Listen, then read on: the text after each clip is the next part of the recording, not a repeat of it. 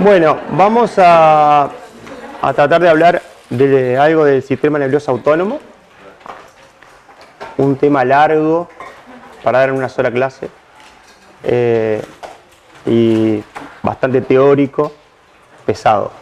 Así que bueno, vamos a tratar de hacerlo lo más didáctico posible como para que a partir de esto tengan algunas herramientas como para ir al libro y poder entender, ¿no? Porque cuando vean los capítulos que incluye son muchos.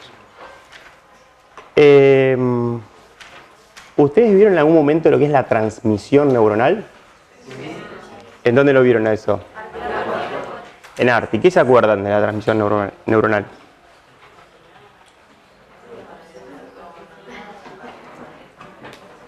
Una neurona presináptica, una postsináptica, paso sináptico, hay distintos tipos de sinapsis, química.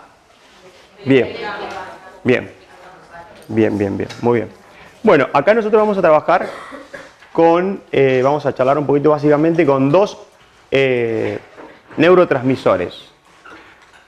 La acetilcolina para todo lo que es el parasimpático, básicamente, y la norepinefrina para el simpático. Hay algunas, no están así, pero básicamente, yo ya les voy a marcar alguna diferencia, pero básicamente es un poco la neurotransmisión es esa. Y esta neurotransmisión, como recién decían, que se produce entre dos neuronas, es, como decía Iñaki, aparece a partir de una neurona presináptica, ¿no? Y una neurona postsináptica. ¿Y acá qué es lo que pasa en esta neurona? Llega un potencial de acción. Sí. Claro, el potencial de acción desencadenado por el ingreso del sodio produce, digamos, ingreso de potasio, de calcio, y ese ingreso de calcio es el que responde a la exocitosis. Pero hay ciertos pasos, yo le pongo pasos, como para que eso ocurra. Para que se sintetice un neurotransmisor, se requiere primero de un precursor. Y ese precursor va a ser distinto en el sistema nervioso, digamos, simpático con el sistema nervioso parasimpático. Vamos a empezar, si quieren, por el parasimpático de la acetilcolina. La acetilcolina, el neurotransmisor, bueno, es la acetilcolina y el precursor se llama colina. Entonces la colina va a ingresar a esta, digamos, neurona presináptica a través de un transportador, que es un transportador para la colina, que generalmente la colina ya vamos a ver, pero ingresa por una, digamos, degradación de la acetilcolina. O sea, la mayor parte de la colina es circulante que viene de la degradación de la acetilcolina. Entonces ingresa a la colina y la colina se va a juntar o se va a unir a la coenzima A. A la coenzima A. Y la colina más la coenzima A, por medio de una enzima que se llama acetiltransferasa, se forma la acetilcolina. Le vamos a poner así ACH a la acetilcolina. Entonces se forma la acetilcolina. Y esa acetilcolina no anda suelta ahí en la membrana presináptica. ¿Qué tiene que hacer para ser de alguna manera liberada y protegida? Meterse dentro de una vesícula. Que no se mete sola la acetilcolina, una sola. Es una vesícula que está compuesta por varios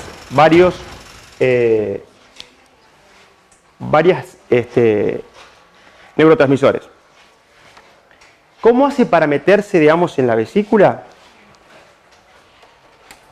Lo que hace es, esta es la vesícula,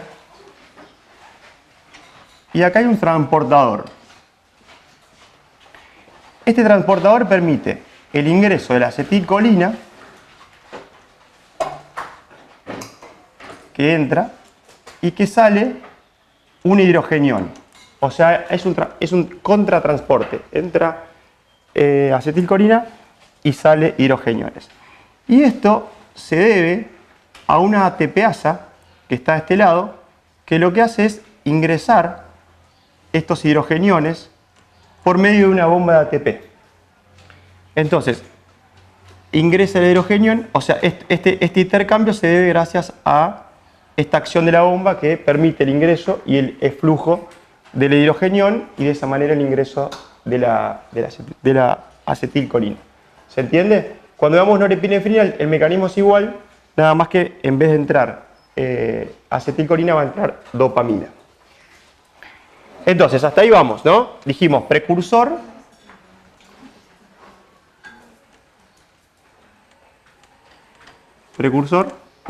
y la síntesis de neurotransmisor. El almacenamiento, que es lo que estamos viendo ahora.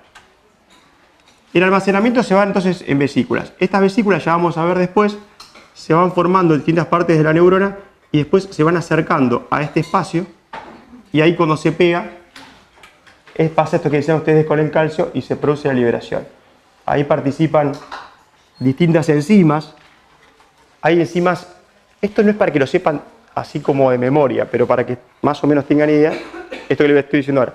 Hay enzimas que son de la vesícula, que se llaman sinaptotagmina y sinaptobrevina. Y hay enzimas que están en esta membrana, que son el MUNC18, la sintaxina, el SNAP25, nombre de proteínas. Y proteínas, ¿dije enzimas? Proteínas, perdón, proteínas. Y hay proteínas que están en el citoplasma, acá, como la complexina.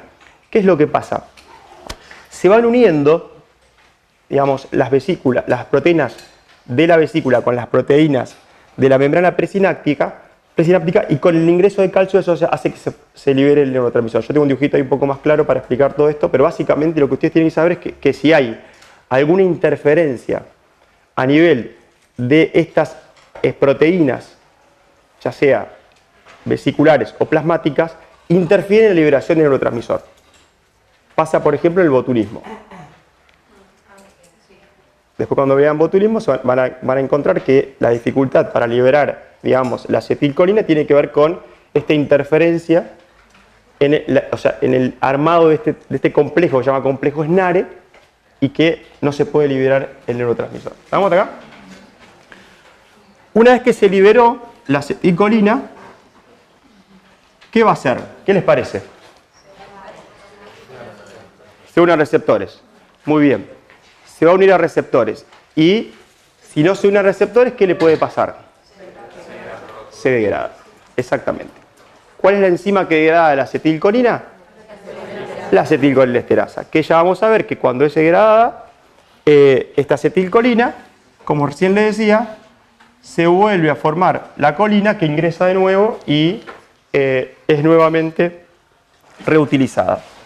Y estos receptores de acetilcolina, ¿de qué tipo pueden ser? Nicotínicos y muscarínicos. Muy bien, eso lo vimos en dinamia. ¿Cuáles son los receptores muscarínicos? M1, M2, M3, M4 y M5. M1, M3 y M5 unido a ¿qué? A GQ. Por lo tanto, ¿qué activan? La fosfolipasa C, diacilglicerol, inositol trifosfato, después en general es el aumento de calcio, ¿no? Eso lo repasaron de dinamia, pero bueno, básicamente lo que termina generando como, digamos, consecuencia es el aumento de calcio. Cualquiera de los M. 1, 2, 1, 3 y 5. Y después tenemos receptores muscarínicos M2 y M4 que están unidos a GI. ¿Y la GI qué hacía? Disminuye el AMP cíclico. Entonces esta es una proteína inhibitoria que termina disminuyendo el AMP cíclico. AMP cíclico. ¿Y qué tipo de receptores son los receptores muscarínicos? ¿Cómo? Metabotrópicos, muy bien. ¿Qué quiere decir que sean metabotrópicos? Usan segundos mensajeros y que están ¿qué? ¿Unidos a qué? A proteína. A una proteína que es la proteína G. O sea, la estructura de este receptor, ¿se acuerdan cómo era? Tenía 7 hélices transmembrana, Exacto. a la proteína. Exacto. Y después la proteína tenía subunidades, alfa, beta y gamma. Bien.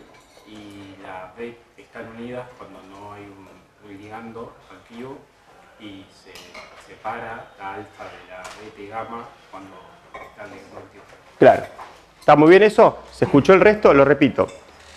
Los receptores unidos a proteína G tienen, digamos, esta proteína G es una heptahélice de transmembrana. Quiere decir que tiene 7 hélices que pasan de un lado a otro de la membrana. Y ese receptor, que tiene 1, 2, 3, 4, 5, 6, 7, tiene la proteína G acá, unida. Entonces son acoplados a proteína G. ¿Cómo era tu nombre? Y como dice Jeremías, la proteína G tiene una subunidad alfa y otra beta gamma. Se le dice dímero beta gamma, porque las acciones están como que hacen algunas acciones la subunidad alfa y otras el dímero beta gamma. Van a tener efectos diferentes, según dónde esté esta proteína ubicada, en qué órgano, en qué lugar, en qué sitio. Entonces, cuando la subunidad alfa se separa y la beta gamma se separa, van a dar efectos. Que eso tiene que ver con que esto está unido al ADP y después, por la transformación en ATP, pasa toda esta situación. Entonces, las proteínas, los receptores están unidos a proteína G, eso ya lo repasamos, y están vinculados a esta estructura. Y después tenemos otros receptores colinérgicos, que son los receptores nicotínicos. Muy bien, casi se me escapó el furcio. Los receptores nicotínicos son receptores de tipo ionotrópicos, ¿no? ¿Qué características tienen los receptores ionotrópicos? Son receptores, claro, donde va a pasar un ion, exactamente. Esa estructura del receptor, en el caso del receptor nicotínico, es un receptor como prototípico de los receptores activados por ligandos. El ligando en este caso es la acetilcolina. Entonces, este receptor tiene 5 subunidades. 1, 2, 3, 4 y 5. Esto si lo cortamos y lo miramos de arriba, ¿no? Funciona como un poro, muy bien. El poro es este, es un poro central. Y por ese poro se van a movilizar cationes. Porque hay, por ejemplo, el GABA moviliza aniones, cloro. Este es cationes, son cargas positivas. ¿Qué cationes? En principio lo más frecuente es el sodio. Pero pueden leer también que a veces está el potasio, también puede ser el calcio, depende, digamos, pero en principio es lo más frecuente que los receptores nicotínicos movilicen sodio. ¿Y qué tipo de receptores nicotínicos tenemos?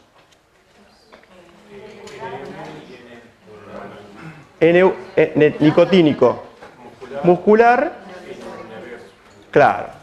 NM, nicotínico muscular, NN, nicotínico neuronal, y hay un N, digamos, central, que es el que está en el sistema nervioso central. Algunos distinguen entre el nicotínico, ya vamos a ver dónde están los neuronales, y hay otro que es el nicotínico del sistema nervioso central. Podríamos decir que hay 3 receptores nicotínicos. Entonces, ¿hasta acá vamos bien? Perfecto. Nos quedaría ver ahora, para después arrancar ya con simpático y parasimpático. Arranqué medio al revés, siempre arranco con la anatomía, hoy arranqué con la transmisión. Esto lo vamos a dejar ahí. El otro tema que vamos a ver ahora, hoy, es lo que recién les decía, el simpático. El simpático está, como decía recién, la norepinefrina, es el neurotransmisor. Y ahí el precursor, ¿se acuerdan que acá vamos a borrar este y vamos a hacer una de... Sí, vamos a hacer una nueva. Vamos a hacer una de... Vamos a hacer una del simpático.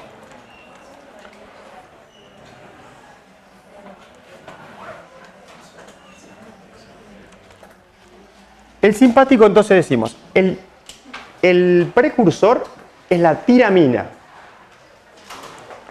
Entonces la tiramina ingresa. Tiramina.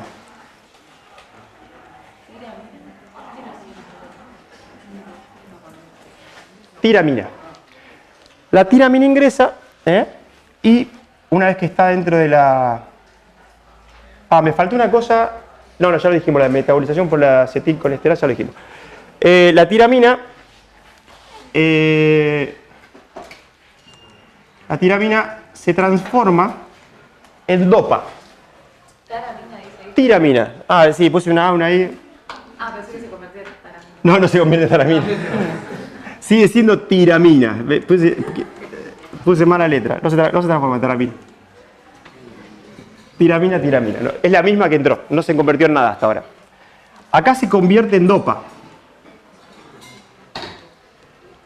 Y después se convierte en dopamina. Esto se convierte acá por una enzima que es una hidroxilasa. Y acá se convierte por una enzima que es una descarboxilasa. ¿Vamos hasta acá? Pero yo les dije que el neurotransmisor era la norepinefrina, no la dopamina. Si esto fuese una neurona dopaminérgica que puede haber en algún otro lado, acá se terminó la historia y esto se mete en un grano y se libera. Pero no estamos viendo neurotransmisión dopaminérgica, lo veremos en sistema nervioso cuando veamos antipsicótico, la última clase del año, vamos a hablar de dopamina. Olvídense ahora. ¿Qué pasa con la dopamina? La dopamina se tiene que transformar, en este caso, porque es una neurona de norepinefrina, en norepinefrina. ¿Cómo se transforma? En la misma neurona presináptica se mete al gránulo. Por la misma forma que entró la acetilcolina, entra la dopamina. Vamos a hacer el mismo dibujito. Entra por acá, dopamina, y sale el hidrogenión por el contratransporte.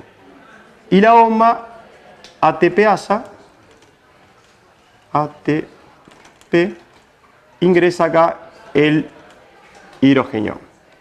Entonces tenemos dopamina, que se va a transformar en norepinefrina. ¿Vamos? Por una enzima que es otra hidroxilasa, que la transforma en norepinefrina.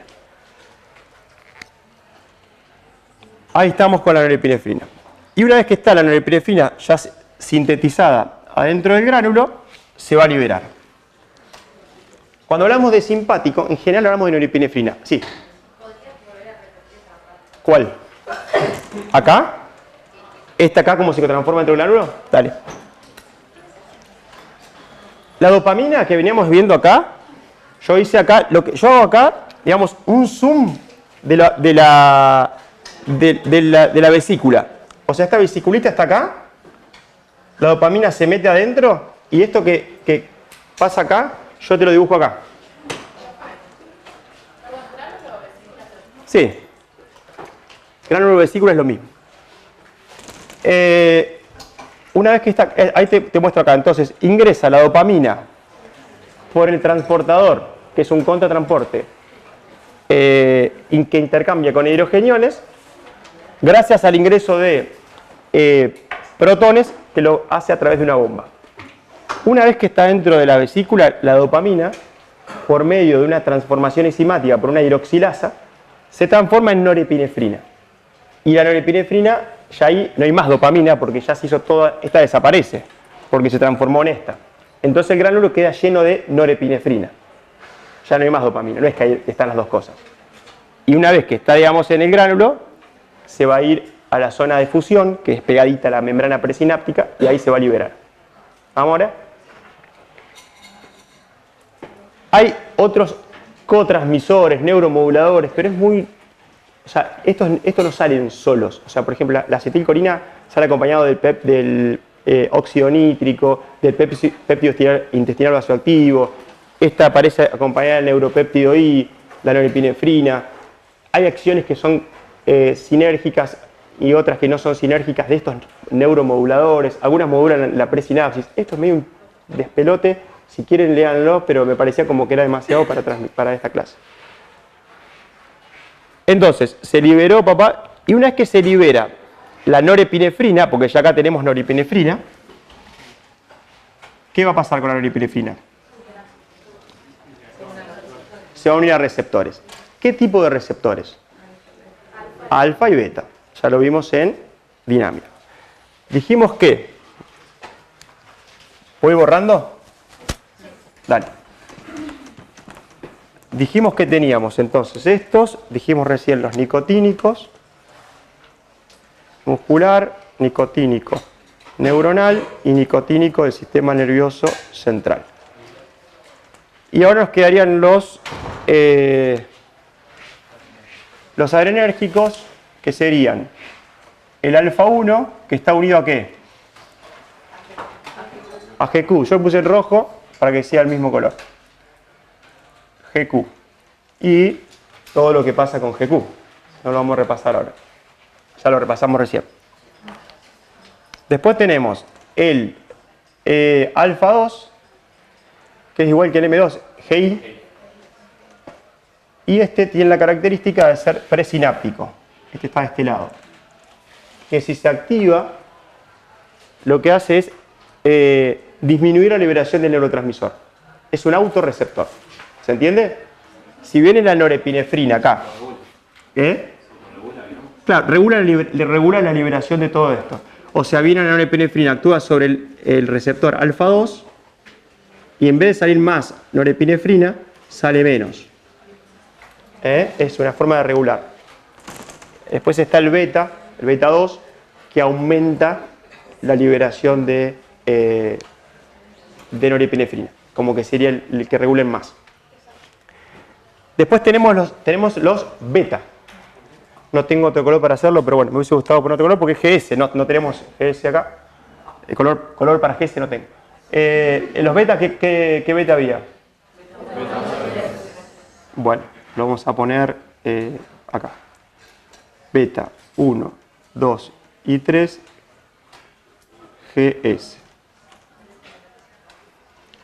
Con el aumento de la nitrotociclasa, el aumento del AMP cíclico, la activación de la proteína quinasa A, fosforilación, y depende a dónde es lo que ocurre. Bueno, esto es neurotransmisión y esto es receptores, como para que ya veamos básicamente dónde estamos parados con la parte de... Sí. ¿Es necesario indagar en el alfa 1, A, B, D? No. Eso no. No, las subunidades de alfa lo puedes leer, pero es medio fino eso. En general con esto está bastante bien. Y lo que es acoplamiento funciona en las granas de los granos, de las vesículas. Esto que yo decía, la sinactotamina, sinactobremina, toda esa cuestión. Chicos, a ver acá, me preguntan si es necesario que ustedes sepan cómo se fusiona el gránulo. Que yo les decía, están en esta zona y van a la zona de acoplamiento y ahí se acopla a la membrana presináptica y se produce la liberación. Él me dice, ¿tengo que saber todas las enzimas? La verdad que no es habitual una pregunta muy común que hagamos. La verdad que yo no la pregunté nunca. Pero bueno, si te interesa, yo creo que es importante que participan proteínas con motivo de vesícula, sinaptotamina, sinactobrevina, de membrana, eso que en el nombre recién, y la complexina citoplasmática. Y que se hace todo un menjunje de proteínas que forman el complejo SNARE, que con la unión del calcio hace que se libere el neurotransmisor. Si se quiere acordar el nombre, ¿cuáles son las citoplasmáticas? Son, como les decía, el MUNC18, la sintaxina, el SNAP25, pero no es tampoco tan importante. Si saben eso y no saben esto, o esto, digamos, es un problema. Si no saben eso, no pasa nada. Yo se los comento más que todo por lo de la toxina botulínica, para que entiendan por ahí por dónde va ese lado. Bueno, esto es lo que será la transmisión. Ahora vamos un poquito a lo que es la anatomía. Arranqué por la transmisión, vamos a la anatomía. ¿Cómo se divide el sistema nervioso periférico? Autónomo y somático. El sistema nervioso somático es el que tiene más control consciente. Tiene una sola neurona, que es una neurona mielinizada, ¿no? Entonces, esa neurona que es mielinizada va a ir y va a actuar directamente Este es el cuerpo de la neurona, este es el axón y este es el lugar de unión sináptica. ¿Dónde va a actuar? Si es somática. ¿Qué músculo? Esquelético. Músculo estirado. ¿Y qué receptores están ahí? Nicotínicos musculares. Perfecto. Nicotínico muscular. ¿Y qué efecto tiene? La contracción del músculo, ¿no? Perfecto. Esto es somático. ¿Y autónomo? Parasimpático y simpático. El parasimpático tiene dos neuronas. Los dos tienen dos neuronas, pero el parasimpático tiene dos neuronas. Una preganglionar, que es más larga, que parte ¿de dónde? ¿De dónde parte el sistema nervioso parasimpático? Cráneo sacro, ¿no? Los pares craneales, 3, 7, 9 y 10, y de la parte sacra. Esto tiene dos neuronas, entonces. A partir de esa localización cráneo-sacra hace una neurona larga que va casi hasta el órgano que inerva. Es una inervación muy localizada, la del parasimpático. Y ahí hay una estación ganglionar, hay un ganglio, y después sale otra, que es la más cortita. Esta se llama preganglionar, este se llama postganglionar porque acá hay un ganglio. ¿Qué ganglio hay ahí? ¿Qué tiene el ganglio? ¿Qué receptor tiene ese ganglio? Nicotínico. ¿Nicotínico cuánto? Exactamente. ¿Está? El nicotínico muscular está en la digamos, placa neuromuscular para lo que es somático, que hoy no vamos a hablar de esto. O sea que de esto olvídense. Este otro, el nicotínico neuronal, está acá. Y estas neuronas, ¿qué neurotransmisor liberan? Acetilcolina, ya sea la pre y la post. Acá es bastante claro. ¿Qué pasa con el simpático? Tiene una neurona. ¿Sí? ¿Me iba a preguntar algo? Tiene, bueno, primero la localización de donde emergen las eferencias son torácico-lumbar. Bien, muy bien. Entonces tenemos una preganglionar más cortita, para que no la veas en este color. Esta la tenía que haber hecho, si así no marcamos en rojo, acetilcolina acá. En rojo acetilcolina. Y en azul, cuando es el neurotransmisor, es norepinefrina. Entonces tenemos la primera, que es cortita, es de acetilcolina. Por más que sea simpático, tiene una primera neurona que es de acetilcolina, que hace, digamos, sinapsis en un ganglio, que es un ganglio con un receptor NN, igual que el otro, y después va a liberar una segunda neurona postganglionar, que es más larga, y ustedes van a ver que lo van a ver dibujada como más difusa, o sea, la inervación no es tan localizada como la del parasimpático, y es de norepinefrina. O sea, esto va a actuar sobre receptores. Cuando hablamos de norepinefrina, la única manera que actúe son receptores alfa o beta. Alfa 1, alfa 2 o beta. Y si hablamos de acetilcolina, la única forma que actúe es sobre receptores muscarínicos. ¿Se entiende, no? No puede actuar la acetilcolina en receptores adrenérgicos ni al revés. Cada una tiene su especificidad por los receptores. Hay un lugar que cambia esto, que es en las glándulas sudoríparas, que esta segunda neurona, o sea, la glándula sudorípara tiene una primera neurona que es de acetilcolina y una segunda neurona que también es de acetilcolina, pero es simpática. O sea, es una inervación simpática mediada por la acetilcolina. Es una inervación simpática colinérgica. ¿Vamos?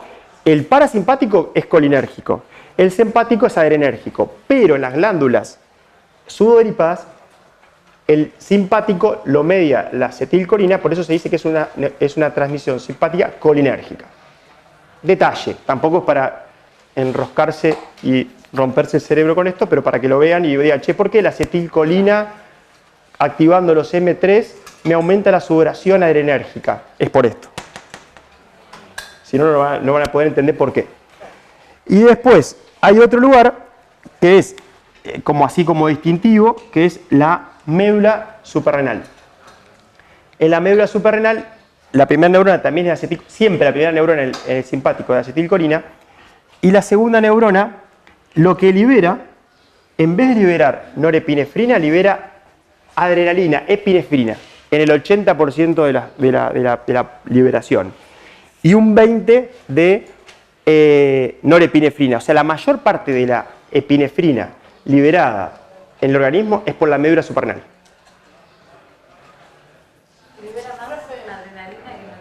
No, la adrenalina y la epinefrina es lo mismo. Le vamos a llamar acá. El 80% de epinefrina y 20% de norepinefrina. Claro. Yo acá les decía que el simpático siempre, el neurotransmisor, es la norepinefrina.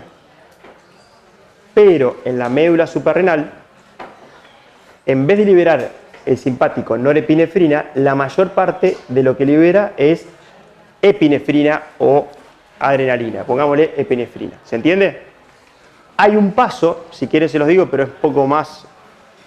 Hay un paso o sea, ahí lo que hace es la norepinefrina sale del gránulo, sufre una metilación y se transforma en epinefrina en la médula. Se mete al gránulo y ahí se libera.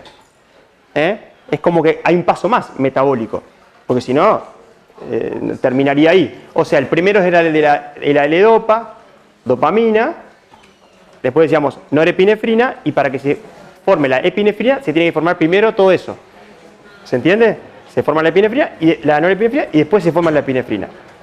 ¿Vamos hasta acá? Entonces la epinefrina se forma dentro de la vesícula también o dentro de lo que es la vesícula. No, claro, la epinefrina, me preguntan acá, chicos, ¿dónde se forma la epinefrina? Si estamos en una neurona de la médula suprarrenal, acá abajo está la médula suprarrenal. Esta. Si la médula suprarrenal uno tuviese que dibujarla, ahí lo que pasa es, estaba formándose, como lo habíamos dibujado acá, que lo borré, la dopamina se transformaba en norepinefrina. Esa norepinefrina sale del gránulo y en el citoplasma de la membrana presináptica sufre una metilación. Una vez que se metila, se transforma en epinefrina y esa epinefrina se vuelve a meter al gránulo siempre de la misma manera. Y ya no hay más norepinefrina, ya hay epinefrina. Entonces hay epinefrina y se libera. Pero la parte de la epinefrina, perdón, de la norepinefrina que no salió del gránulo y que no se transformó en epinefrina, sigue siendo norepinefrina. Es medio un trabalengua, pero no es difícil de entender. O se pierden un poco. Entonces también hay norepinefrina, por eso están las dos cosas. O sea, depende si sale el gránulo o no. Para que se... Claro, exacto, depende si sale el gránulo o no. Como la mayor parte sale del gránulo, les decía que el 80%, o sea, la mayoría, se termina transformando en epinefrina y se termina liberando como epinefrina. Y lo que no sale del gránulo queda como norepinefrina y se libera como norepinefrina. Bueno.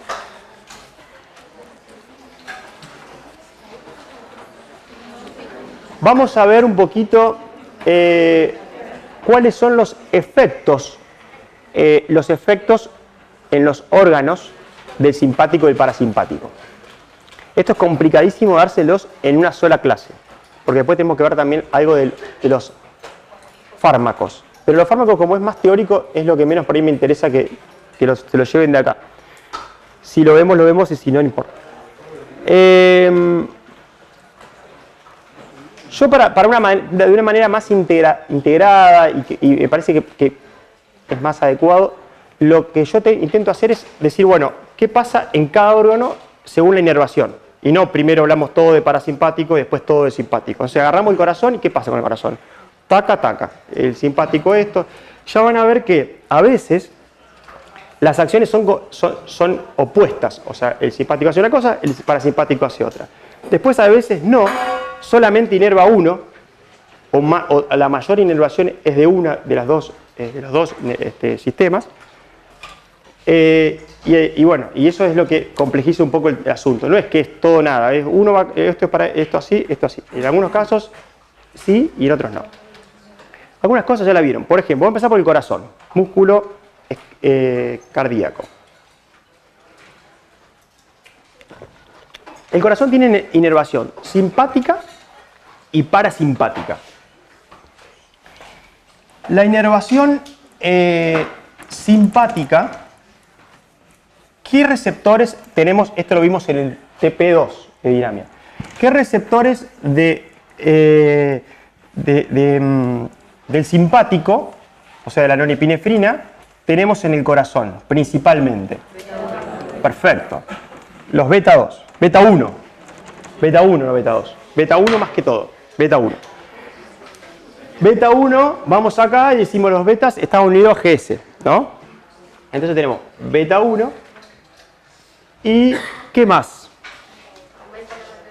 Párate. Y bueno, lo del colinérgico no vieron nada, ¿no? Corazón, nada. Cuando vieron el corazón, ¿alguien lo vio? ¿Qué receptores había en el corazón? M2. M2. Entonces tenemos Y M3 también, ¿no? Sí, principalmente M2. Yo les voy a poner el receptor, porque en algunos hay M2, M3. Esto es parasimpático. Cuando hablamos de muscarínicos, de este lado acá, es parasimpático. Y esto simpático. A veces van a encontrar, de acuerdo a los libros, que digamos, algún órgano tiene más que un, o sea, M2, ella me decía M3, puede que haya así como alguna diferencia. Algunos también hablan de que en el corazón hay alfa 1. Yo les voy poniendo como los que son más como trascendentes de cada órgano, para no enroscarnos en así como cosas muy distintivas, aparte porque explican bastante el motivo por el cual pasa lo que pasa en el corazón. Con el M3 es más difícil explicar esto.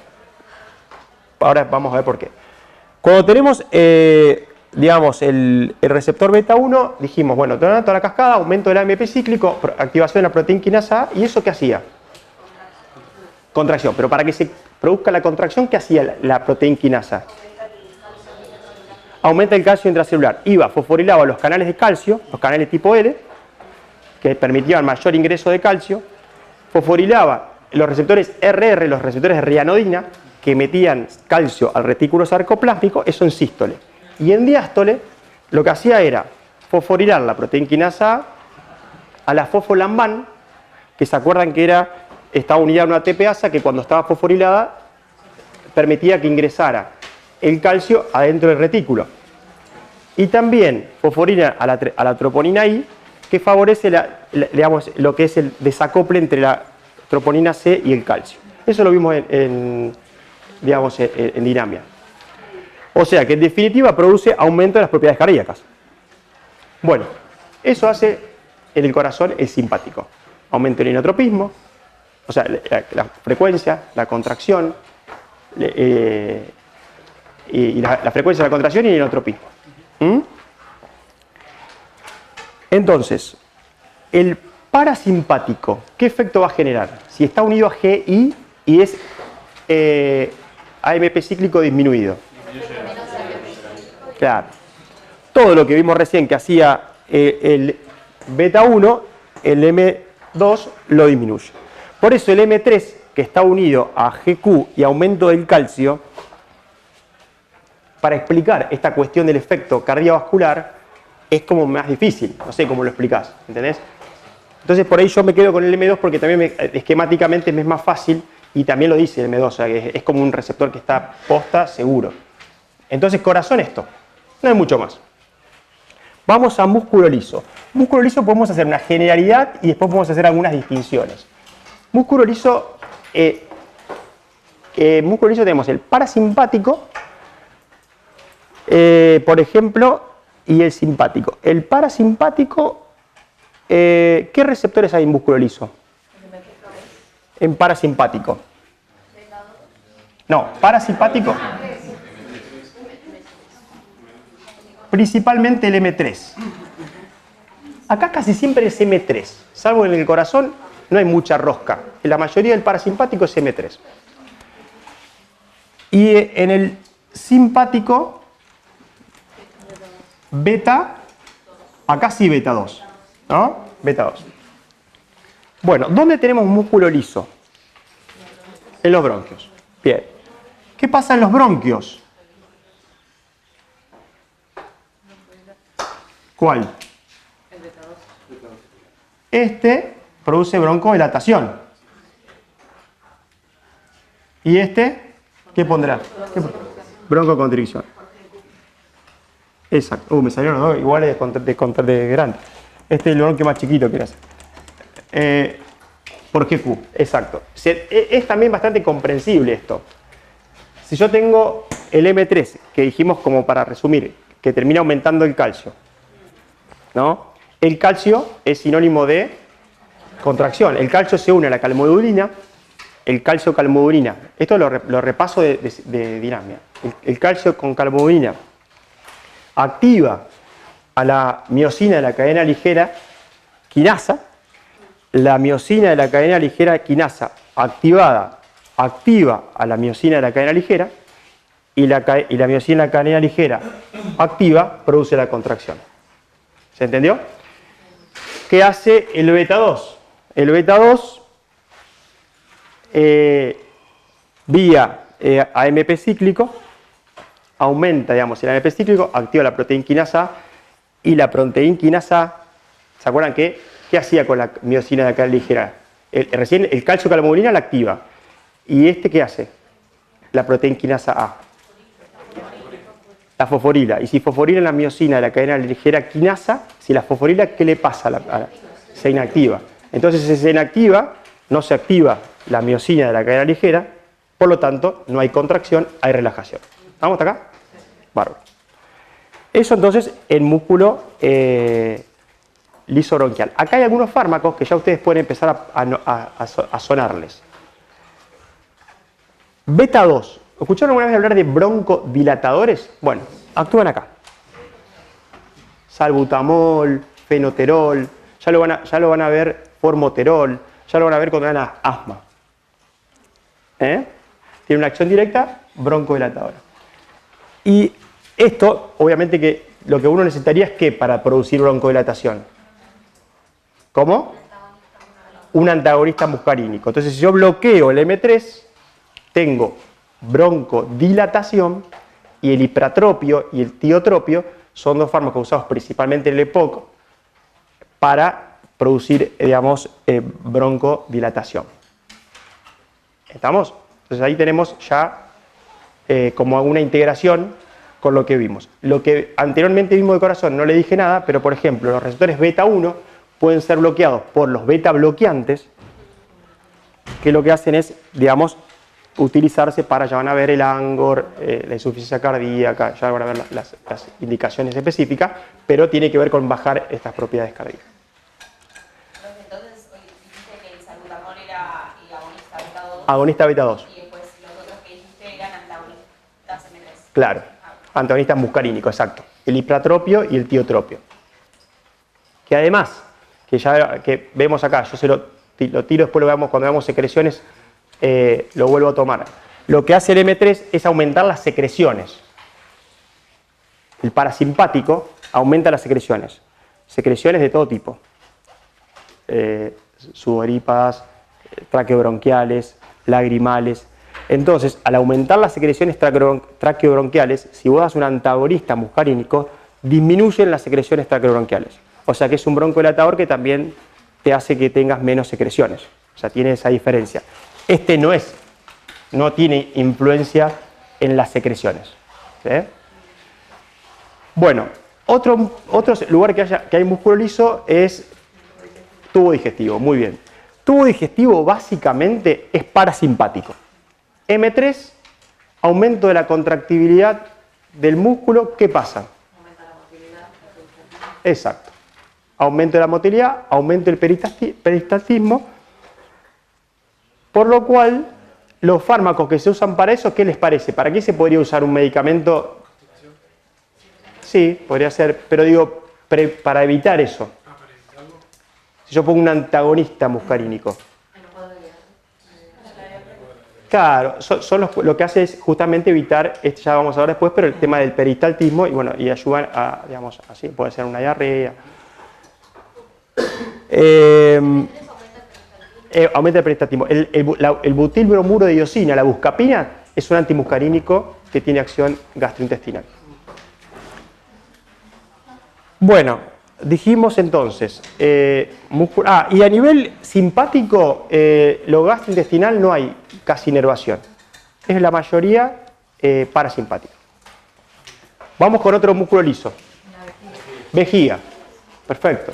La vejiga, M3, ¿qué hace? Aumenta la contracción y relaja el esfínteres. Perfecto. ¿Qué pasaría si aumento la contracción y relajo el esfínter de la vejiga? Claro, haces pis. Es promiccional, ¿no? El músculo de la vejiga, se llama músculo detrusor, se contrae y los esfínteres se relajan. Entonces, de esa manera aumenta, digamos, la micción. ¿Qué más? Los antagonistas ahí ayudan a la incontinencia, ¿no? Claro, exactamente. Un antagonista muscarínico podría ayudar a un paciente que tenga incontinencia. ¿Qué decíamos? El vascular. El músculo liso vascular, el vaso. ¿Qué pasa con el vaso? Acá es interesante. Otra ahí, podemos, antes del vaso, como para un pequeño paréntesis, en el miometrio predomina el beta, los receptores beta, y producen dilatación. ¿No? ¿Tiene inervación parasimpática? No tiene inervación parasimpática. Entonces, lo que hace es útero, digamos, ¿cómo sería? Relajación. No sé si la palabra correcta, esta relajación, inhibición sería. Bueno, relaja el útero. En las embarazadas, el alfa-1 en el útero aumenta la contracción. Eso, pero eso es en la embarazada. En los vasos sanguíneos tenemos receptores muscarínicos, pero vamos a empezar por el simpático. El simpático puede ser alfa 1 o beta 2. ¿Qué hace el alfa 1? Por lo que venimos viendo. Vasoconstricción. ¿Y qué hace el beta 2? Vasodilatación. O sea, la adrenalina depende si se une al receptor alfa o al receptor beta, va a producir una cosa o la otra. La epinefrina tiene, digamos, ya vamos a ver después, una cierta afinidad por algunos receptores, que ya no me quiero adelantar con eso.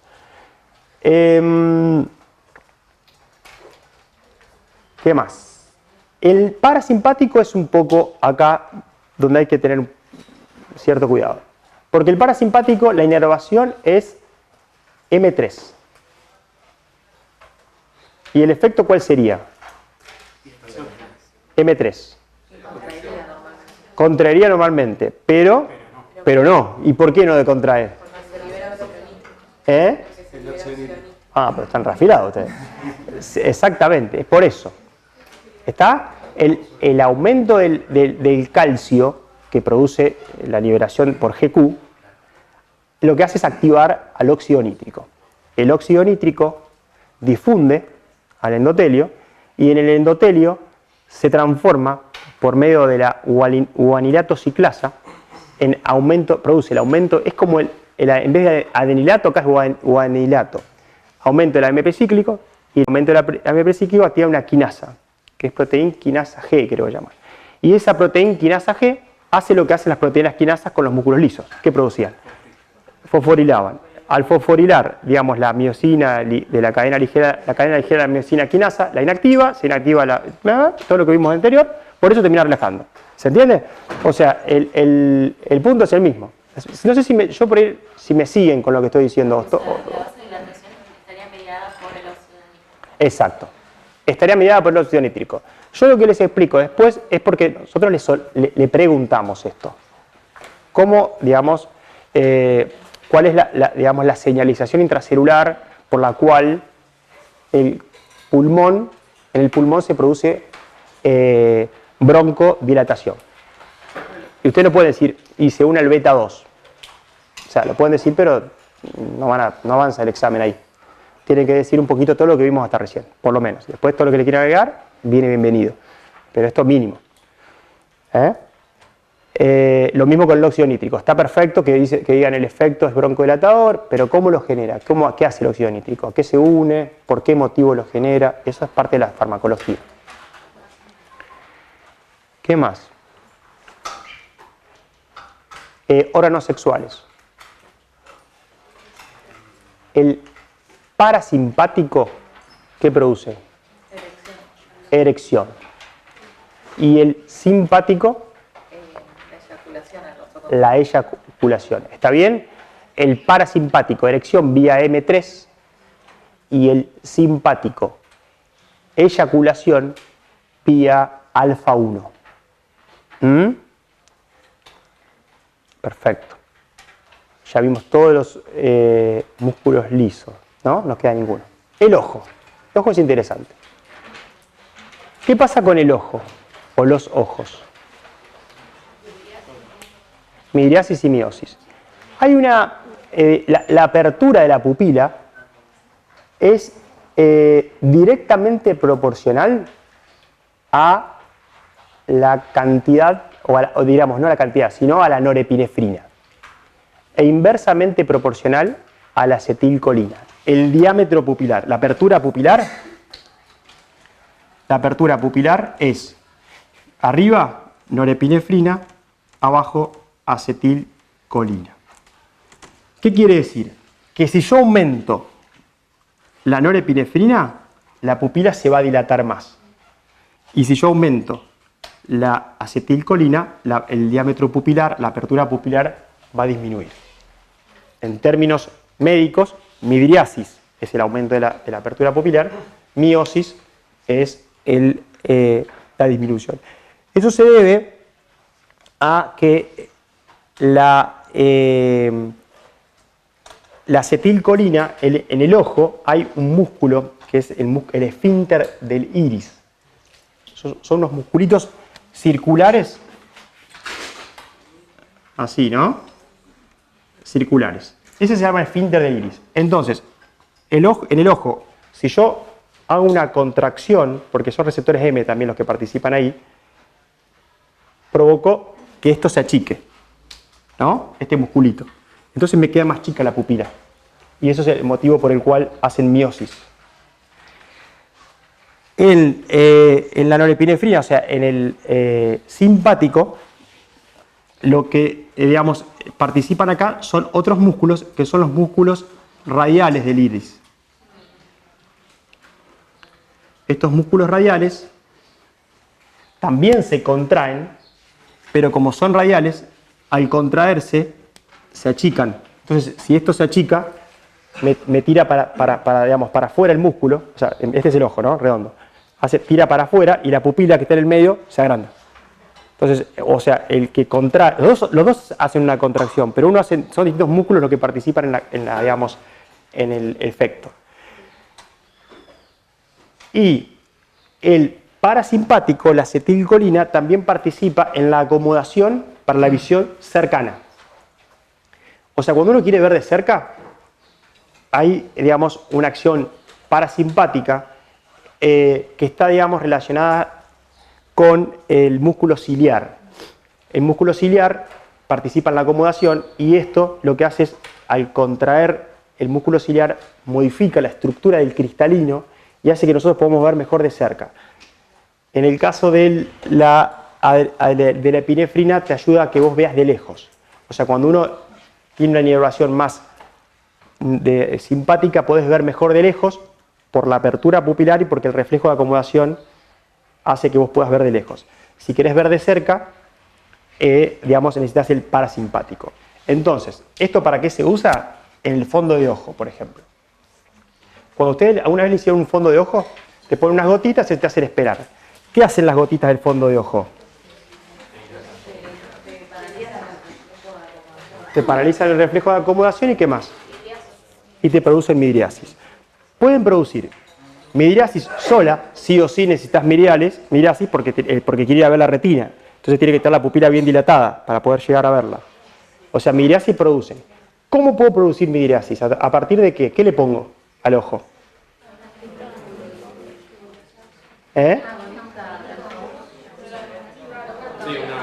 Por eso, pero claro, está bien, una agorista alfa 1. O sea, una agorista, digamos, que actúe, claro, o sea, pero de la norepinefrina, ¿no? O un antagonista muscarínico, ¿no? Local en el ojo, también me lo produciría. ¿Cuál sería la diferencia?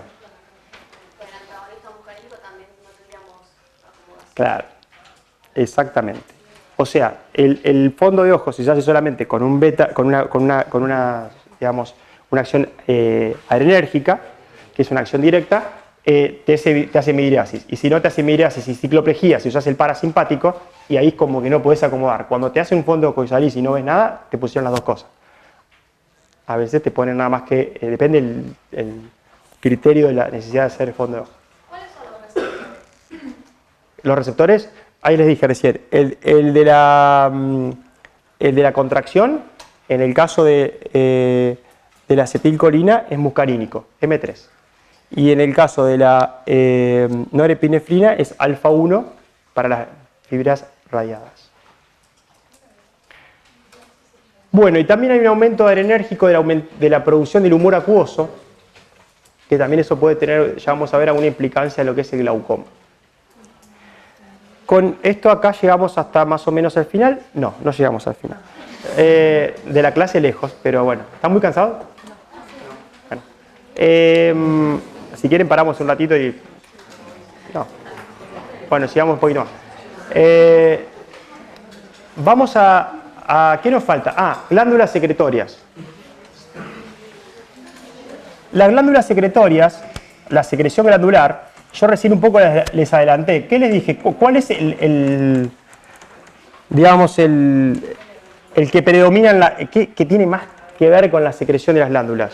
El parasimpático. Yo les dije, el parasimpático te aumenta la secreción de la sudoración, de la saliva, tráqueo-bronquial, el aumento de la secreción de ácido en el estómago. Mientras que el simpático lo único que hace es aumentar la sudoración por esa vía que... ¿Se acuerdan que habíamos visto que la vía del simpático tenía en la parte de las glándulas sudoríparas era colinérgica? Bueno, ahí en la acetilcolina interviene, como es colinérgica y es la vía colinérgica, participa en la sudoración también. Se dice que la sudoración adrenérgica es más localizada y la colinérgica, la del parasimpático, es más generalizada. ¿No? Cuando uno se asusta y se pone miedoso, aumenta más la norepinefrina. Transpirás, bueno, todo, ¿no? Pero viste, muchas veces las manos, las axilas, es como cuando estás con ansiedad, te aumenta mucho eso. Tiene que ver con esta activación, más que todo, del sistema nervioso simpático.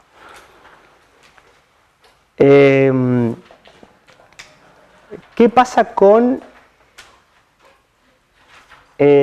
la insulina? La insulina es aumentada por el sistema nervioso simpático. ¿Por qué? Porque el sistema nervioso simpático, como necesita energía, es un sistema más bien catabólico, entonces aumenta la glucosa, aumenta también los ácidos grasos, por beta 3. Ese es el único que tiene beta 3, es el aumento de la lipólisis en el tejido adiposo, aumenta la lipólisis y se liberan más ácidos grasos. Y lo de la glucemia, el aumento de la glucemia, tiene que ver con la acción a nivel del músculo y del hígado. En esos lugares, también por receptores beta, se liberan más glucosa y más ¿Qué es un beta 2? beta 2. Sí, beta 2. Y la renina también es aumentada. Sí. ¿Lo de la insulina? Pero la insulina no, de la insulina no hablé de glucemia. ¿Cómo? Dijiste que la insulina aumentaba con el simpático. No, capaz que me mezclé yo. Para que me mezclé yo. A nivel metabólico, en tejido adiposo, el simpático aumenta la lipólisis, o sea, aumenta la degradación, aumenta los ácidos grasos. Beta 3. A nivel de músculo y de hígado, aumenta la glucemia. Y la insulina, estamos todos con simpático, ¿no? La insulina disminuye. ¿Por qué? Porque en realidad necesito menos insulina, porque estamos viendo, como decía, que esto es más catabólico. que van a ver cuando vean la diabetes, la insulina hace todo lo contrario. Y cuando vean la inervación simpática de la insulina, van a ver que dice que puede ser disminución de la insulina o aumento de la insulina. O sea, van a encontrar como las dos cosas. Dependiendo del receptor. Dependiendo del receptor. Esto estamos hablando siempre de simpático. Yo les digo que disminuye porque es lo que predomina. O sea, en el páncreas puede haber menos secreción de insulina si activa el receptor alfa 2, que es un receptor, un receptor inhibitorio, y por receptores unidos a GS, receptores beta, puede aumentar la liberación de la insulina en el páncreas. Pero lo que predomina es la disminución de la liberación de insulina por el receptor alfa 2. ¿Está? O sea, ustedes sepan que hay lugares donde hay receptores, por ejemplo así, como antagónicos. Yo les doy lo que predomina en el efecto. Por ahí puede que haya otro receptor ahí dando vuelta, que también si se activa pase otra cosa, pero no es lo más característico de que ocurra. ¿Vamos bien? Y en el parasimpático, con la insulina, ¿qué pasa? Aumenta la secreción de insulina. O sea, acuérdense que el parasimpático aumenta la secreción de todo, hasta de insulina. Y recién les hablaba de la renina, porque esto es importante. En el simpático, acá voy y vengo de uno al otro, pero bueno, es como que medio que no me cuesta muy, o sea, es muy difícil por ahí dar una clase con los dos temas al mismo tiempo. La renina en el aparato yuctaglomerular del riñón, cuando se estimula por receptores beta 2, aumenta la liberación de renina. El aumento de la liberación de renina... ¿Por beta 2 o por beta 1? Beta 1, beta 2. En realidad son GS. Ahí tampoco están, viste, o sea, es GS. El motivo es GS, pero sí, puede ser que es más beta 1. Aumenta la liberación de renina. Son receptores beta, ¿no? El aumento de la liberación de la renina lo que hace es aumentar, bueno, todo lo que tiene que ver con el sistema renina-angiotensina-aldosterona, y aumenta la presión arterial. Entonces hay fármacos, como recién veíamos los beta bloqueantes, que bloquean los receptores beta en el corazón y también bloquean los receptores beta acá. Entonces producen disminución de la TA, porque bloquea la liberación de renina. Se lo voy tirando porque ustedes acá autónomo integra un montón. Y son cosas que después les van a reservir para todo lo demás. Porque asma, asma cardíaco, o sea, y si ya más o menos tienen esto adentro, cuando vean, digamos, cardiovascular, ya el mecanismo de acción de los beta bloqueantes, varias cosas, ya más o menos la saben. Se tiene que ir más a la eficacia de los fármacos, efectos adversos. Por eso está bueno que esto lo vayan entendiendo. Hay que pensarlo un poquitito. ¿Y qué más? Renina, papá, ya está, no hay más para ver de... Ya vio, recorrimos todos los órganos.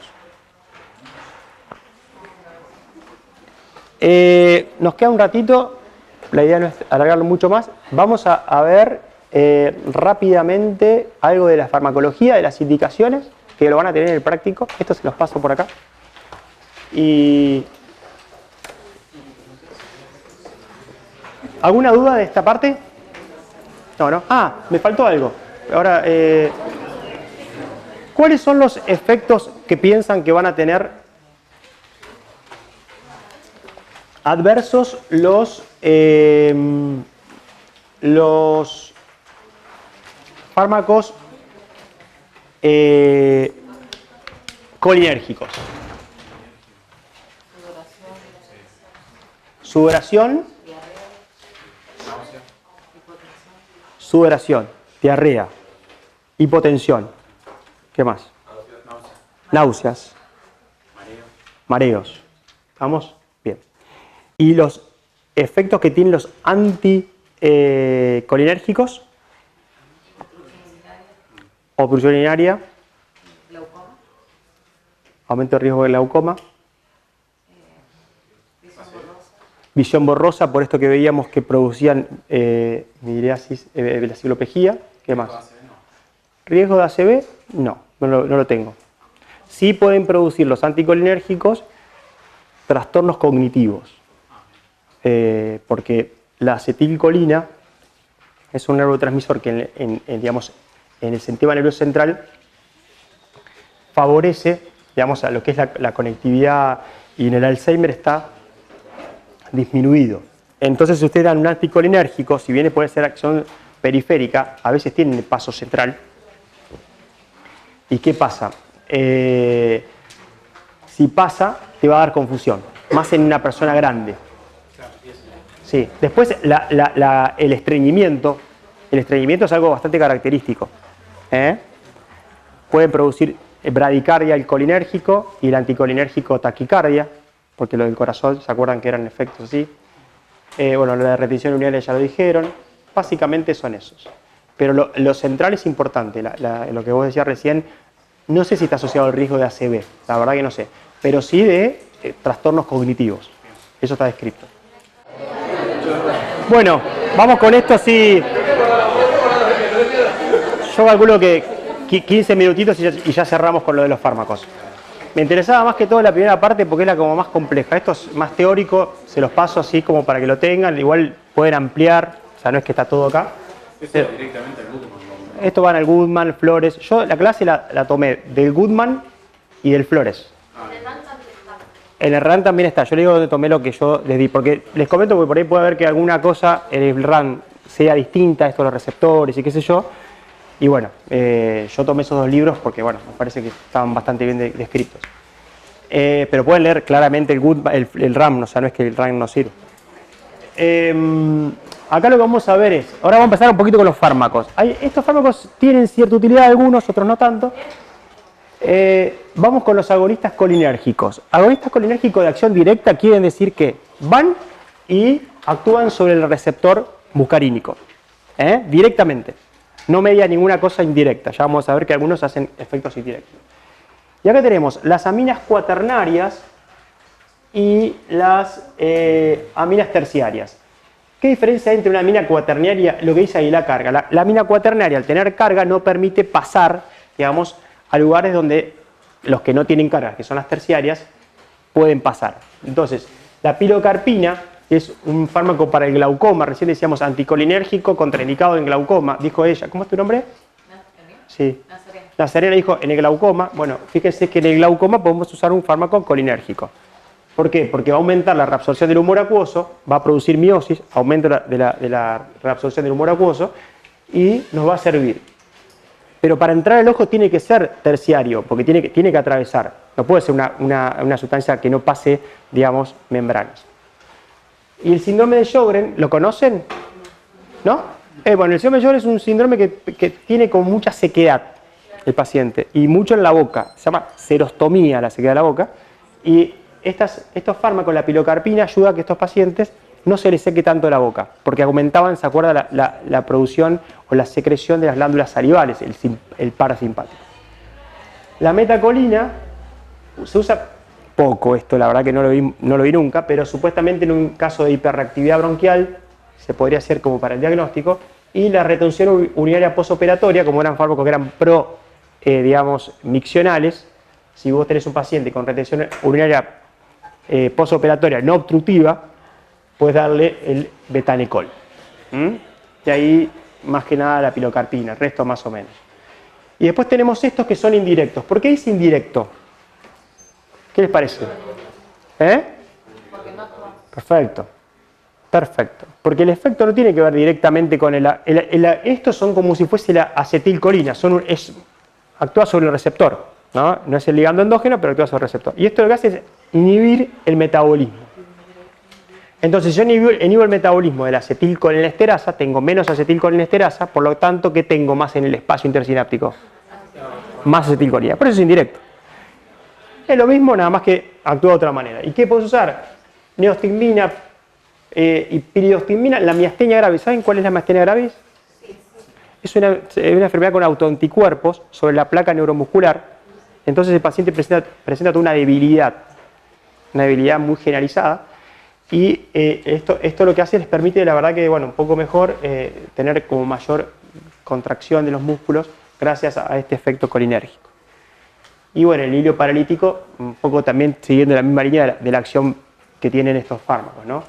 El glaucoma, como hemos visto allá, podemos usar este o este, ¿es un directo o indirecto? En realidad eso es muy del especialista, no sé cuál usa, la verdad que no sé si por qué fisostigmina o por qué, tampoco lo tiene por qué saber.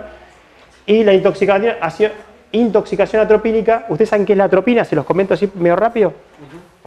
Es el antagonista muscarínico, como si te dijera, así como la acetilcolina es el neurotransmisor, el prototipo es la atropina. Entonces, cuando un paciente se intoxica con esto, toma mucha atropina, le tenés que dar algo para que, bueno, esa carga anticolinérgica se revierta. Sea esto. Y en el Alzheimer, la ribastimina, un poco el comentario que hacía recién. Yo en el Alzheimer necesito más acetilcolina en el sistema nervioso central. Después vamos a tener un taller de Alzheimer.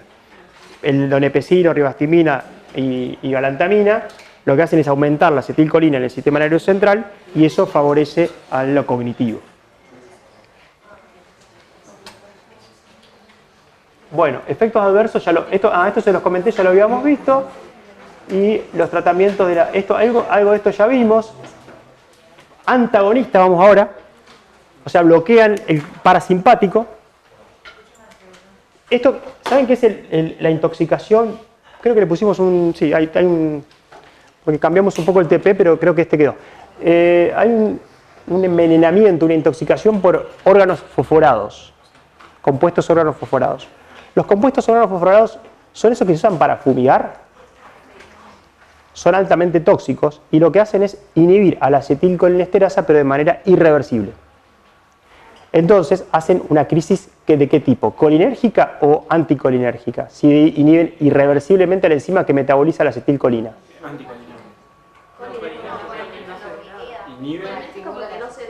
Inhibe a la enzima a la acetilcolinesterasa. Claro, te quedás sin la enzima, te llenás de acetilcolina. Irreversible. O sea, los que veíamos recién para el Alzheimer son reversibles las uniones, ¿no? Los indirectos que vimos recién. Este no es un fármaco, es un producto para fumigar. Y esto, sí. Y esto se usa mucho en el campo y hay casos que pasa de esto, que accidental, tiene mucha liposolubilidad, pasa por todos lados, si no se hace todo una protección especial y demás, te podés intoxicar y también a veces hay accidentes de este tipo. No sé, hay alguien que va y toma y pensando que es otra cosa, o bueno, en casos de ingestas voluntarias también puede pasar, ¿no? Que alguien tenga acceso a eso y lo tome con intenciones letales, por decirlo de una manera. Entonces, si llega con esa intoxicación, lo que tenés que darle es el anticolinérgico, como le decía recién, que es el prototipo atropina. Después se dan unas, bueno, no, después lo ven en el práctico. Después, esto ya lo vimos, tiotropio, asma EPOC,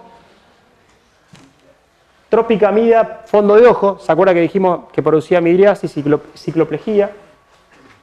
Que era el butilbromuro de diosina, que le decía el nombre comercial más conocido es la bucapina, disminuye la secreción de ácido, o sea, y la motilidad. Si un paciente tiene mucho aumento de la secreción de ácido y motilidad. La vejiga hiperactiva y la enuresis, estos son efectos, ¿se acuerdan que el otro era todo promiccional, el colinérgico? Acá tenés que pensar lo contrario. Tenés que aprenderte el colinérgico y después decís, che, ¿qué hace el anti? Lo contrario. Si no, no lo entendés. O sea, no es muy difícil. Entonces, si, che, aumentaba la micción, entonces yo lo bloqueo, ¿para qué va a ser? Y si es incontinencia, sí, puede andar. Aumenta, digamos, las secreciones, qué sé yo. Tengo un paciente que tiene aumento de las secreciones. ¿Puede andar? Y sí, puede andar, porque la verdad que es lo contrario. Si tengo un paciente con estreñimiento, ¿le puedo dar butilbromuro de diosina? No, lo reviento. ¿Entienden? O sea, es un poco así. Y el viperideno en el Parkinson. El viperideno es un antimuscarínico, un anti-M1, porque tiene acción central. Y lo que hace el viperideno es, de alguna manera, regular entre la dopamina y la acetilcolina hay como una balancita. Entonces, si vos bajás esta, que es la acetilcolina, aumenta la dopamina. Entonces, en el Parkinson, que hay falta de dopamina, se puede regular de esta manera. El Parkinson es un problema que tienen los pacientes en la sustancia nigra que no liberan la cantidad suficiente de dopamina. Eso es primario, cuando ya tenés la enfermedad. Se puede usar. En general no es lo más usado. Se usa para el Parkinson en pacientes que tienen predominio del temblor. Pero y de la rigidez, de esas dos cosas. De temblor y rigidez te va bien. Pero ¿qué pasa? ¿Qué les dije yo de lo central con los antimuscarínicos? ¿Qué? Dan deterioro cognitivo. Entonces, un paciente con Parkinson en general tiende a tener déficit cognitivo. La mayoría de los Parkinson hacen demencia. Entonces, por ahí una persona joven que recién arranca, tiene mucho temblor y rigidez, se lo puedes dar, pero no es lo más común. Sí se usa para contrarrestar, me voy acá a la última clase del año, antipsicóticos para contrarrestar los efectos de los antipsicóticos, que ya lo verán en su momento. El antipsicótico sería el parkinsonismo secundario los antipsicóticos, y el primario es la enfermedad. Es más, queda más, te diría, utilizado en el secundario por antipsicóticos. Parkinson, la verdad yo no soy neurólogo, pero no lo ves tanto. Bueno, este es un experimento, no sé si se los voy a contar, porque medio, ¿quieren que se los cuente? ¿Tienen ganas? ¿No? Bueno, lo seguimos. Entra en el parcial el experimento. No, es un experimento que lo que hace es explicar por qué esta vía es colinérgica. En realidad lo van a escuchar por ahí, es el experimento de Dale, lo pueden leer en los libros, y lo que hace es descubrir que en realidad esta vía es colinérgica, y por eso cuando da atropina con acetilcolina, en algún momento empieza a aumentar la presión arterial, que no se entiende por qué. Y tiene que ver con esto, con que hay una vía que es colinérgica y esta atropina no bloquea este receptor nicotínico, porque la atropina no es antinicotínico, es antimuscarínico. Entonces este no te lo bloquea y se produce el aumento de la frecuencia cardíaca. Digamos, esta persona le dieron un premio Nobel por hacer esto, o sea, no fue nada muy... Bueno, estos son los efectos adversos que ya los dijimos. Y vamos ya con los últimos. Acá estamos con adrenérgicos. Acá tenemos de acción directa selectivos. Alfa 1, como el alfa 1 era más vasoconstrictor, se puede usar como descongestivo. Muchos descongestivos tienen fenilefrina. Y para el fondo de ojo también se puede usar. Después, el alfa 2, la clonidina no se usa. ¿Se acuerdan que el alfa 2 yo le dije que era el autorreceptor? Que si lo estimulaba, ¿qué pasaba? ¿Qué hacía con la norepinefrina? ¿Salía más o menos? Menos, muy bien. Entonces, si sale menos norepinefrina, por eso se usa para la hipertensión.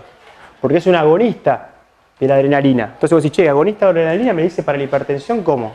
Entonces justamente el efecto es que hace que salga menos, porque aumenta el autorreceptor.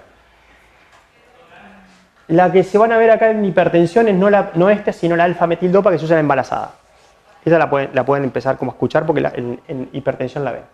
Después está la dobutamina, que esta tampoco la van a ver mucho, que es para cuestiones después de una descompensación cardíaca. Esto en fármaco básicamente no lo vemos mucho, la dopamina. Y esto sí, que ya se los mencioné, los beta 2, eso sí lo van a ver un montón. O sea que de acá lo que más van a ver van a ser esto, ahí nomás como anécdota en hipertensión, y esto mucho. Y después tenemos los que son, los otros eran selectivos, dijimos alfa 1, alfa 2, papá. Y estos son no selectivos, son directos pero no selectivos. Y acá tenemos la adrenalina, yo le hablé todo el tiempo de epinefrina y le puse entre paréntesis adrenalina, es lo mismo. La epinefrina es agonista alfa 1, alfa 2, beta 1, beta 2. Yo le puse el 2 en verde, ¿por qué? Porque tiene más selectividad sobre los beta 2. Más afinidad por los beta 2. Entonces, dosis bajas, la epinefrina produce vasodilatación. Y en dosis más altas se activan los alfa 1 y produce vasoconstricción. Y se puede usar ¿para qué? Para el broncoespasmo, porque tiene acción beta 2. Hay un ejercicio que le decían que le daban norepinefrina en el práctico, hace un par de ejercicios atrás, y creo que era de dinamia, y ustedes decían era incorrecto porque la norepinefrina justamente no tiene acción beta 2. Es básicamente beta 1 y alfa. Entonces, si yo le doy norepinefrina a un paciente asmático y no le puedo relajar la parte bronquial, que son beta 2, lo mato. Entonces, ¿para qué se usa? Sí, para el aumento de la tensión arterial, pero no para otra cosa. O sea, para aumentar la presión arterial, porque es vasoconstrictor. Y este otro sí se puede usar en el broncoespasmo. Cuadro de hipersensibilidad, no sé, te picó una abeja, algo, ¿no? Puedes usar adrenalina como para el shock anafiláctico. Y para el bloqueo cardíaco, y bueno, este también, en los anestésicos para prolongar el efecto también se usa. El isoprotenolol tampoco lo tienen ahí para estimular la frecuencia cardíaca. En emergencia no es algo que se use mucho, menos acá lo vamos a ver. Se los pongo como para que lo tengan, nada más. Y lo de acción indirecta, tenemos la tiramina, que esto se intentó. La tiramina, ¿se acuerdan qué hacía la tiramina? Era el precursor. Claro, exactamente. Era el L-Dopa y también podemos decir que es el precursor de la norepinefrina y de la epinefrina, porque es de todos, depende de dónde va a parar, ¿no? Está muy bien el L-Dopa, pero es para todo. L-Dopa, dopamina, norepinefrina y epinefrina. Entonces se probó, y si damos tiramina, que es el precursor, la verdad que no tuvo grandes indicaciones la tiramina, no tiene. No, por eso no le puse nada, porque... Tiramina, tirosina no, tiramina. Perdón, claro, se sintetiza a partir de la tirosina. La tiramina en realidad tenés razón, pero es similar a la tirosina, no es lo mismo, pero lo que hace es como, digamos, de alguna manera ingresar y liberar al neurotransmisor, pero la verdad que no tiene mucha utilidad. Igual yo ahora le dije tiramina cansado, pero cuando le di la cosa le dije tirosina recién, pero es tiramina el precursor. ¿Dije tirosina? Ah, ya me he perdido. ¿Eh? ¿Tirosina? O sea, los dibujitos te muestran tirosina y no tiramina, la mayoría. Ah, bueno, puede ser que sean las dos. Pero como sintetizada a partir de... Nos quedamos con tiramina. Sí, no, si en el Goodman dice tirosina, por esto yo capaz que lo dije así en la cabeza y me puedo haber confundido, pero para mí es tiramina. Y después tenemos los bloqueantes de receptores de norepinefrina, que acá actúan los antidepresivos. Los antidepresivos, por ejemplo los duales, la venlafaxina, te, digamos, bloquea la norepinefrina y la serotonina y eso hace que aumente, digamos, el neurotransmisor. Y después los inhibidores de la MAO, que inhiben el metabolismo para el Parkinson. Y esto último ya, como para terminar, los antagonistas alfa-1, bloquea el alfa-1 para la hipertensión. Acá lo más importante es la hiperplasia benigna de próstata. La yoimbina ni se usa. Y los beta bloqueantes que ya los hablamos recién, eso sí. Profe, hay que saber bien el MET, el ELT, que son uno de la noradrenalina, que la mueven los portadores. No. Y bueno, y esto es la última como para terminar. Hay acciones, nosotros hablamos básicamente de todo lo que es sistema nervioso autónomo, ¿no? Esto tiene que ver con la acetilcolina y el receptor nicotínico, no tiene que ver con lo autonómico, pero me parece que está bueno que se los presente porque lo van a ver después en sensación tabáquica y como para que ya le vaya sonando alguna acción nicotínica de la acetilcolina. Esto es lo que se da cuando uno toma o chicles o utiliza parches de nicotina para dejar de fumar. Bueno, la nicotina lo que hace es, digamos, cuando se libera la acetilcolina, va a estimular a través de receptores nicotínicos, ¿no? Porque se acuerdan que la acetilcolina iba a receptores nicotínicos. Estos son receptores nicotínicos del sistema nervioso central, ¿no? Va a activar receptores nicotínicos y estos receptores nicotínicos van a producir un aumento de la dopamina acá. Esto es un dibujo que tiende a ser como del cerebro, ¿no? Esto sería el área tegmental ventral, es un área del cerebro, y esto es el núcleo accumbens. Entonces, cuando aumenta la dopamina acá, en el núcleo accumbens, eso es sinónimo de placer. Cuando alguien fuma, la acetilcolina viene acá, se libera, se activa este receptor nicotínico, se libera dopamina y uno se siente con placer. No solamente cuando fuma, sino cuando tiene cualquier situación placentera. Entonces, también tiene otras acciones que tienen que ver con esta vía, que es la vía glutamatérgica, la estimula y aumenta también por este lado, y acá inhibe desensibiliza estos receptores y hace que se inhiba menos. O sea, estos son interneuronas, esto es demasiado fino, pero me quedo con que sepan nada más que la que le dije primero.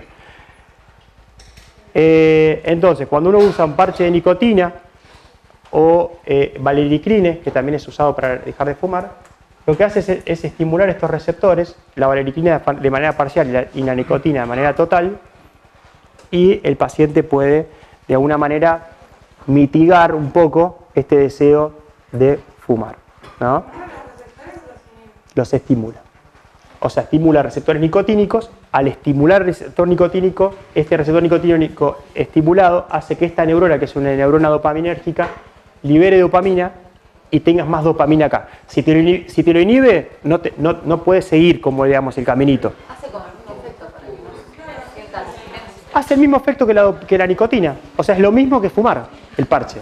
Nada más que regulado. Pero no te genera abstinencia, o sea, no te sigues generando la abstinencia. La idea es, bueno, igual no me quiero meter en sensación tabáquica, pero la idea es que el parche se aplique, digamos, se aplique como de una manera gradual en cantidad de miligramos para que no haga la abstinencia del paciente. Pero bueno, eso es el tratamiento ya. Bueno, cerramos la clase, creo que ya no hay más nada. Estos son los libros que usé y muchas gracias por estar hasta acá. Gracias.